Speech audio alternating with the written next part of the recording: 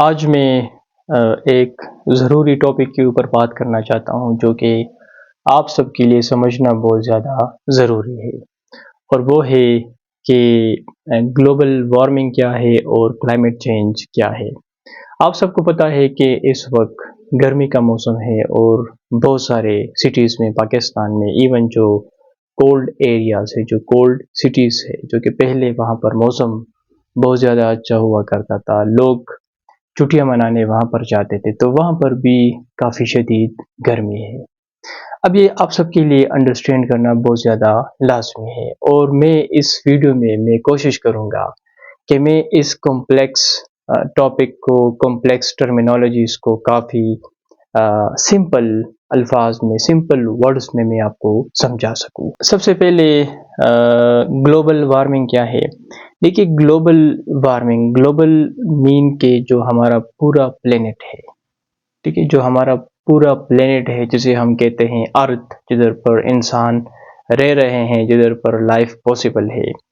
تو جب اس پورے جو ہمارا ارتھ ہے، پلینٹ ہے، اس کا جو درجہ حرارت ہے، جو ٹیمپریچر ہے، جب وہ بڑھ جاتا ہے globally, not temperature of specific area, کسی خاص ایریا کا نہیں، بلکہ ایز اے ہول اس پلینٹ کی جب ٹیمپریچر بڑھنے لگتی ہے تو اسے ہم کہتے ہیں گلوبل وارمنگ، یعنی کہ گلوبلی اس کا جو ٹیمپریچر ہے وہ بڑھنے لگتا ہے۔ یہ چیز آپ ذہن میں رکھیے۔ سیکنڈلی، کلائمیٹ چینج کیا ہوتا ہے؟ کلائمیٹ چینج جو ہے وہ دیکھیے، جو موسمز ہوتے ہیں، مثال کے طور پر پاکستان میں سمر ہے، ونٹر ہے، آٹم ہے، اسی طرح اسپرنگ ہے۔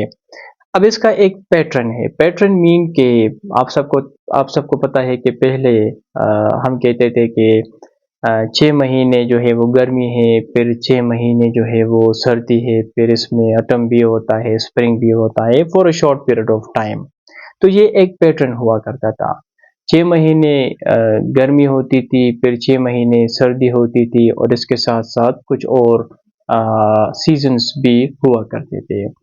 اب آپ سب کو پتہ ہے یا آپ نے ریئلائز کیا ہوگا کہ جو پہلے گرمی ہوتی تھی، تو اب وہ گرمی جو ہے وہ 6 مہینے نہیں بلکہ وہ بڑھ چکی ہے۔ اکارڈنگ ٹو رپورٹس تقریباً کچھ 180 ڈیز جو ہے وہ گرمی میں ان کے جو ڈیز ہے، جو دن ہے، تو وہ بڑھ چکے ہیں۔ مطلب اگر پہلے وہ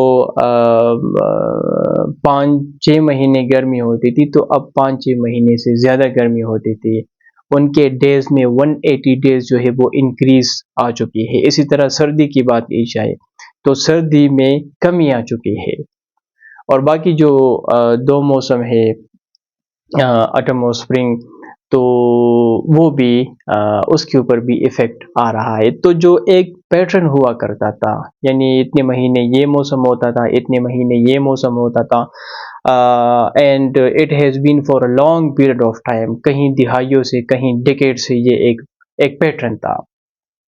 اب کیا ہوتا ہے کہ وہ جو پیٹرن ہے اس میں چینجز آ رہے ہیں، وہ ڈسٹرب ہو رہے ہیں، تو اسے ہم کہتے ہیں کلائمیٹ چینج، یعنی کہ موسمیاتی تبدیلیاں آ رہی ہیں ہمارے اس پلینٹ میں، اس ارتھ میں، تو اسے ہم کہتے ہیں کلائمیٹ چینج۔ یہ دو ٹرمینالوجیز آپ سب کے لیے بہت زیادہ ضروری ہے، کیونکہ ہم بار بار کہتے ہیں کہ گلوبل وارمنگ یا کلائمیٹ چینج، تو میں نے آپ کو سمجھا دیا ہے کہ گلوبل وارمنگ جو ہمارا پلینٹ ہے، سیارہ ہے، ارتھ جسے ہم کہتے ہیں، جس پر ہم رہ رہے ہیں، جب اس کا جو ٹمپریچر ہوتا ہے، not temperature of specific area, تو اسے ہم کہتے ہیں، جب اس کی ٹمپریچر میں انکریز آنے لگتی ہے تو اسے ہم کہتے ہیں گلوبل وارمنگ۔ اور جب جو ہمارا ایک پرولونگ کئی ٹائم سے جو ہمارا ایک پیٹرن تھا موسموں کا کہ اتنے مہینے گرمی ہوتی تھی، اتنے مہینے سردی ہوتی تھی، اس بیچ کچھ اور موسم بھی ہوتے تھے، تو جب وہ پیٹرن کافی عرصے سے جب وہ ایک پیٹرن ہوا کرتا تھا، تو جب وہ ڈسٹرب ہوتا ہے تو اسے ہم کہتے ہیں کلائمیٹ چینج۔ اب گلوبل وارمنگ بھی ہو رہی ہے اور کلائمیٹ چینج بھی ہو رہی ہے۔ اچھا، اب یہ کیوں ہو رہی ہے؟ مین کویسچن یہ ہے کہ یہ کیوں ہو رہی ہے؟ اچھا، تھوڑا سا میں آپ کو بتا دوں کہ جو قدرت نے جو نظام بنایا تھا، جو ہمارا جو پلینٹ ہے، جو ہمارا ایٹماسفیئر ہے، تو وہ قدرت کا کیا نظام تھا، اور پھر انسان ہم نے اس میں کیا تبدیلی کی جس کی وجہ سے ہم ان ساری چیزوں کو آج فیس کر رہے ہیں، گلوبل وارمنگ کو اور کلائمیٹ چینج کو۔ تھوڑا سا میں آپ کو 1-2 منٹ میں سمجھا دیتا ہوں۔ دیکھیے، جو ہمارا ایٹماسفیئر ہے، جس سیارے میں ہم رہ رہے ہیں، تو اس ایٹماسفیئر میں کچھ گیسز ہے، تقریباً کچھ 79% کے لگ بھگ، آئی ایم ناٹ شور لیکن یہی ہوگا، میں نے ابھی دیکھی نہیں ہے، کچھ 79% کے لگ بھگ آئی تھنک کہ نائٹروجن ہے۔ اس کے علاوہ پھر کچھ 18-19% آکسیجن ہے، اور کافی اسمال مقدار میں نائٹروجن اور آکسیجن کے علاوہ کافی اسمال مقدار میں کچھ زہریلی گیسز ہے، جس میں کاربن ڈائی آکسائڈ، کاربن مونوکسائڈ، اس قسم کے گیسز ہے۔ اچھا، نائٹروجن اس کا مین کردار جو پروٹین ہم لیتے ہیں، جو پلسز کی بات کی جائے، باقی چیزیں جو پروٹین خوراک ہم لیتے ہیں درختوں سے، تو اس میں اس نائٹروجن کا کافی ایک کلیدی کردار ہے۔ نائٹروجن ہی اس چیز کو پاسبل کرتا ہے۔ اچھا، آکسیجن کس لیے؟ آکسیجن جو ہے، so without oxygen there would be no life. یہاں پر آکسیجن ہے تو لائف پاسبل ہے، کیونکہ جب آپ سانس لیتے ہیں، جب آپ انہیل کرتے ہیں، تو آپ کے سیلز کو، آپ کے اندر جو بلڈ سرکولیشن ہوتی ہے، آپ نے بایولوجی میں یہ چیز پڑھی ہوگی، تو وہ پاسبل ہے آکسیجن کے تھرو۔ ہم انہیل کرتے ہیں آکسیجن کو، اور ہم ایکسہیل کرتے ہیں کس چیز کو؟ کاربن ڈائی آکسائڈ کو۔ کاربن ڈائی آکسائڈ جو ہے وہ ہمیں اس کی ضرورت نہیں ہوتی، وہ ایک زہریلی گیس ہے، تو ہمیں آکسیجن کی ضرورت ہوتی ہے۔ اچھا، یہ جو زہریلے گیسز ہوتے ہیں، تو اس سے ہمارا کوئی تعلق نہیں ہے، ایز لانگ ایز جب یہ کم مقدار میں ہو، تو نہ اس سے ہمیں کوئی فرق پڑتا ہے اور نہ ہمیں اس کی کوئی ضرورت ہوتی ہے۔ لیکن یہاں پر ایک بہت بڑا سوال ہے کہ اگر ہمیں اس کی ضرورت نہیں ہے، ٹھیک ہے، نائٹروجن ہے اور اس سے پروٹین پیدا ہوتی ہے، آکسیجن کی وجہ سے ہم زندہ ہے، لیکن جو زہریلی گیسز ہے، کاربن ڈائی آکسائڈ، کاربن مونوکسائڈ، یہ جو کافی کم مقدار میں قدرت نے اس ہمارے ایٹماسفیئر میں ان کو رکھا ہے، تو اگر یہ ہمیں اس کی ضرورت نہیں ہے، تو پھر یہ ہمارے لیے اگر یوز لیس ہے، تو پھر اس کے پیچھے ریزن کیا ہے کہ ان کی اویلیبلٹی ہے ہمارے ایٹماسفیئر میں، اور یہ کیوں ضروری ہے ہمارے ایٹماسفیئر کے لیے۔ اچھا، اس طرح ہوتا ہے نا کہ جب سورج نکلتا ہے، جب سن رائز ہوتی ہے صبح کے ٹائم میں، تو جب سن رائز ہوتی ہے، سورج نکلتا ہے، تو جب سورج کے ریز پہنچتے ہیں ہمارے اس پلینٹ تک، ارتھ تک، تو اس طرح ہوتا ہے کہ سورج نکلتا ہے، نکل کر جب وہ ہمارے پلینٹ کے سامنے آ جاتا ہے، خیر سورج تو اپنی جگہ پر کھڑا ہے، ہم روٹیٹ کرتے رہتے ہیں، اور ہمارا جو پلینٹ ہے تو وہ اپنے ایکسس سے جو ہے وہ بھی روٹیٹ کرتا ہے، تو اس کی وجہ سے آپ کو پتا ہے کہ دن بھی ہوتی ہے اور رات بھی ہوتی ہے۔ اچھا، جب ہم دیکھتے ہیں کہ سورج نکلتا ہے، تو سورج کے جو ریز ہے جب وہ ہمارے پلینٹ تک پہنچتے ہیں، تو جب وہ ہمارے پلینٹ تک پہنچتے ہیں، تو وہ ہمارے پلینٹ کی زمین جب یہاں پر پہنچتے ہیں تو اس سے ٹکراتے ہیں، اور وہ ریفلیکٹ کرتا ہے۔ جب وہ ریفلیکٹ کرتا ہے تو یہ ریز واپس جاتے ہیں، مطلب آتے ہیں ریفلیکٹ، فار ایگزامپل ایک بال ہے، آپ دیوال سے مارتے ہیں اس کو، تو وہ واپس ہمارے پاس آ جاتی ہے۔ تو اسی طرح یہ جو ریز نکلتے ہیں، تو وہ آتے ہیں یہاں پر ہمارے پلینٹ کے ساتھ ٹکراتے ہیں، یہ ریفلیکٹ ہو کر واپس جاتے ہیں۔ تو جب یہ ریفلیکٹ ہو کر واپس جاتے ہیں، تو یہ جو زہریلے گیسز ہے، کاربن ڈائی آکسائڈ، کاربن مونوکسائڈ، باقی جو زہریلے گیسز ہے جو کافی کم مقدار میں قدرت نے اس نظام میں اس کو رکھے ہوئے ہیں، تو اس کا کام یہ ہوتا ہے کہ وہ جتنا ان کا مقدار ہوتا ہے، تو اس مقدار میں وہ ان ریز کو ٹریپ کرتے ہیں۔ تو جب وہ ان ریز کو ٹریپ کرتے ہیں، تو اس کے ساتھ ہیٹ کو بھی وہ ٹریپ کرتے ہیں۔ اچھا، یہ کیوں ضروری ہے؟ اس کے پیچھے ریزن یہ ہے کہ جب سن سیٹ ہوتا ہے، جب سورج غروب ہوتی ہے، تو جب ایوننگ کے ٹائم میں یا کس ٹائم میں سورج غروب ہوتی ہے، تو اس ٹائم سے لے کر پھر دوبارہ صبح کے ٹائم تک، دوبارہ سن رائز تک، آپ کو پتہ ہے کہ پھر اگر یہ 12 گھنٹے کا ایک ٹائم ہوتا ہے یا 8 گھنٹے کا ہوتا ہے یا جتنا بھی ٹائم ہوتا ہے ایوننگ سے لے کر دوبارہ، یعنی کہ سن سیٹ سے لے کر دوبارہ سن رائز تک، تو اس دوران چونکہ پھر سورج نہیں ہوتا، تو پھر ایسا ہوتا ہے کہ اس ہیٹ کی وجہ سے 8 گھنٹے کے لیے 10 گھنٹے کے لیے جو ہیٹ ان زہریلے گیسز نے جن ہیٹ کو انہوں نے ٹریپ کیا تھا، تو اس کی وجہ سے وہ ہمارے اس پلینٹ کو جو ہے وہ وارم رکھتا ہے، اور اتنے مقدار میں اس کو وارم رکھتا ہے کہ اگر یہ زہریلے گیسز نہ ہوتی، وہ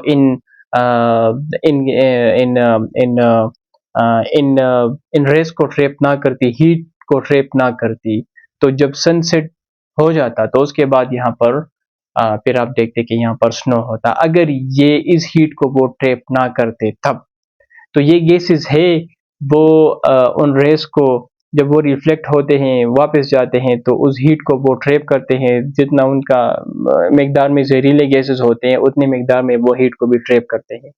تو اسی وجہ سے یہاں پر جو ہے وہ پھر صبح مارننگ تک یہاں پر ہیٹ ہوتی ہے، جس کی وجہ سے ہماری لائف پاسبل ہوتا ہے۔ اگر یہ زہریلے گیسز نہ ہوتی تو پھر کیا ہوتا کہ وہ ہیٹ کو یہاں پر پریزرو نہ کرتے، اور اس کے بعد سن سیٹ کے بعد پھر یہاں پر برف ہوتی، تو پھر وہ ہمارے لیے کافی مشکل ہوتا۔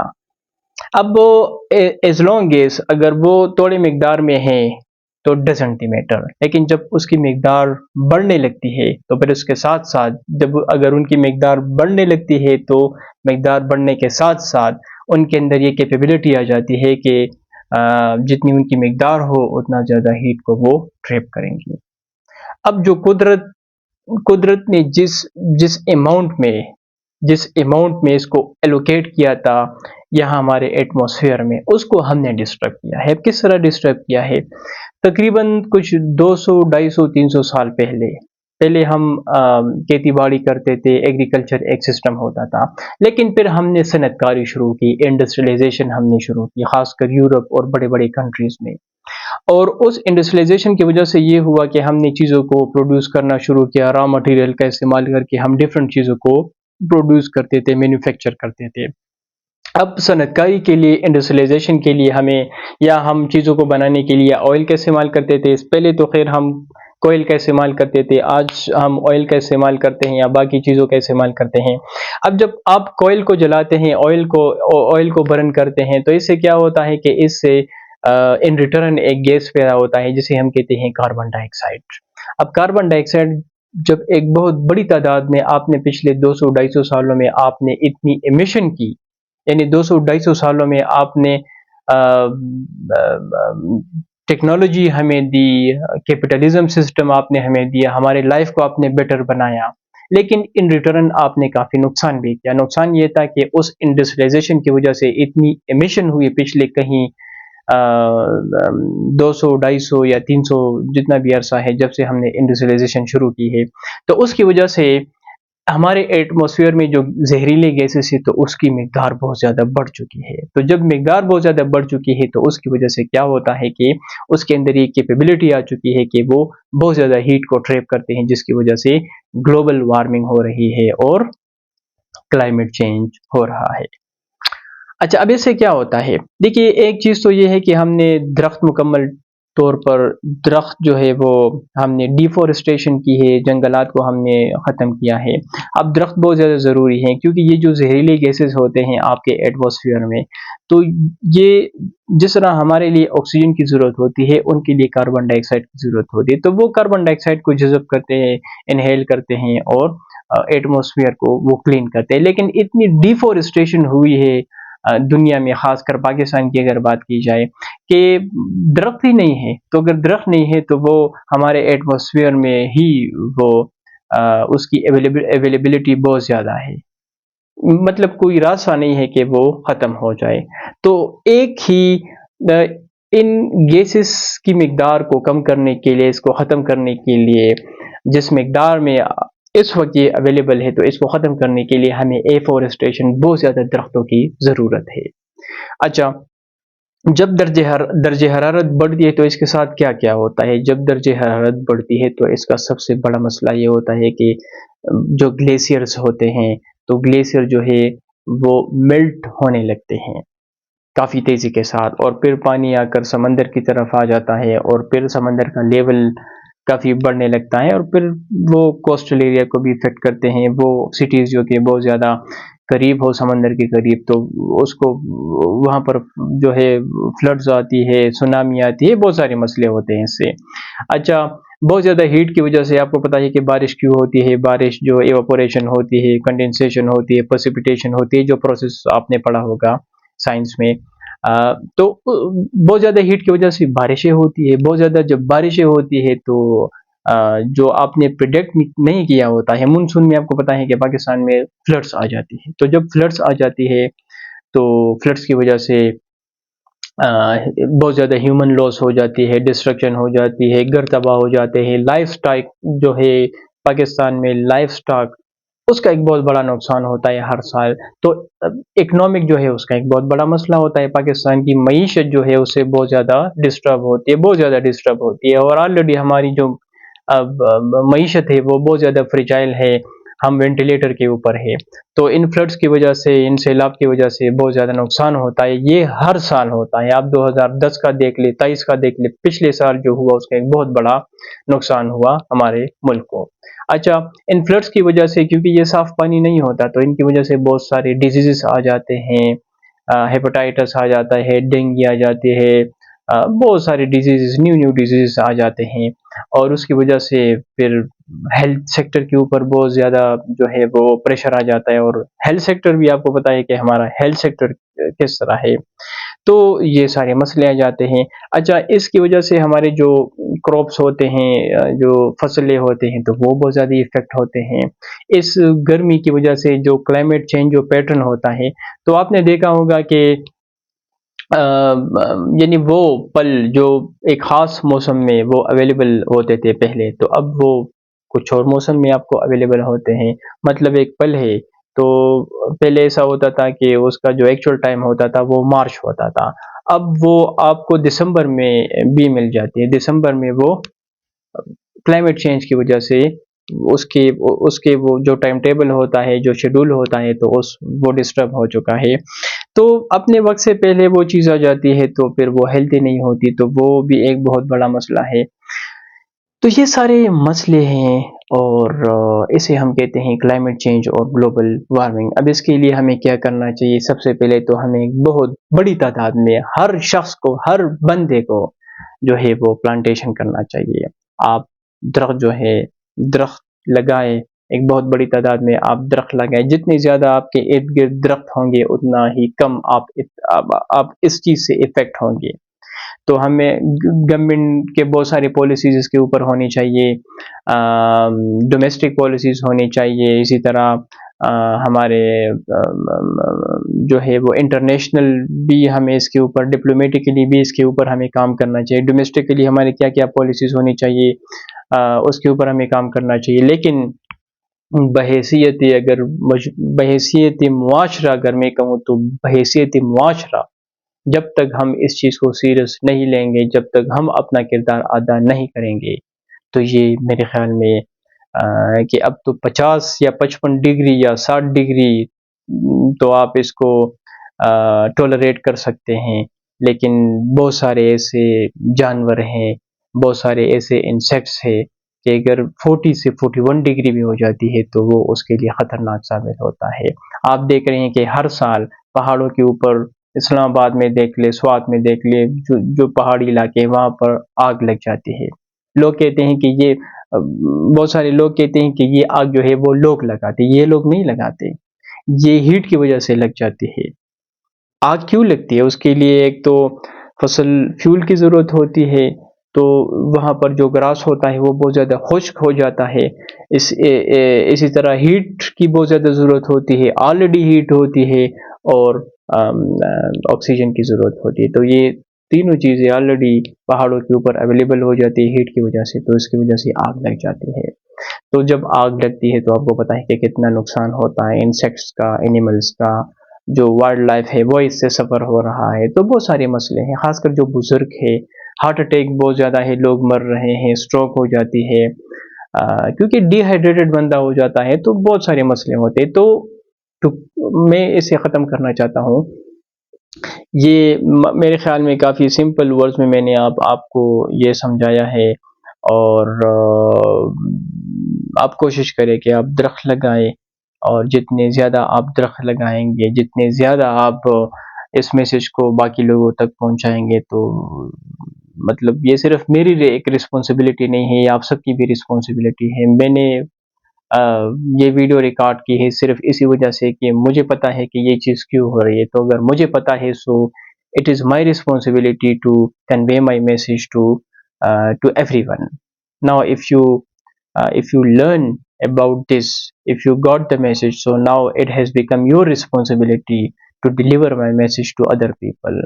And by doing this, we will be able to make our people aware about the situation what is going on in Pakistan. اور پاکستان کا اس میں کوئی کردار نہیں ہے، پاکستان کا شمار ان کنٹریز میں ہے جو کہ بہت زیادہ ولنریبل ہے اور اس کلائمیٹ چینج سے، گلوبل وارمنگ سے افیکٹ ہو رہے ہیں، لیکن اصل جو مسئلہ ہے تو وہ جو کیپٹلسٹ کنٹریز ہے، جو یورپین کنٹریز ہے، جو امریکہ ہے، رشیا ہے، چائنا ہے، کیونکہ یہاں پر انڈسٹریلائزیشن بہت زیادہ ہو رہی ہے۔ لیکن جو کلائمیٹ چینج یا گلوبل وارمنگ ہوتی ہے تو وہ نہ آئیڈینٹی دیکھتی ہے، نہ نیشنلزم کو دیکھتی ہے، نہ بارڈر کو دیکھتی ہے، نہ لوگوں کو دیکھتی ہے، وہ سب کو افیکٹ کرتی ہے۔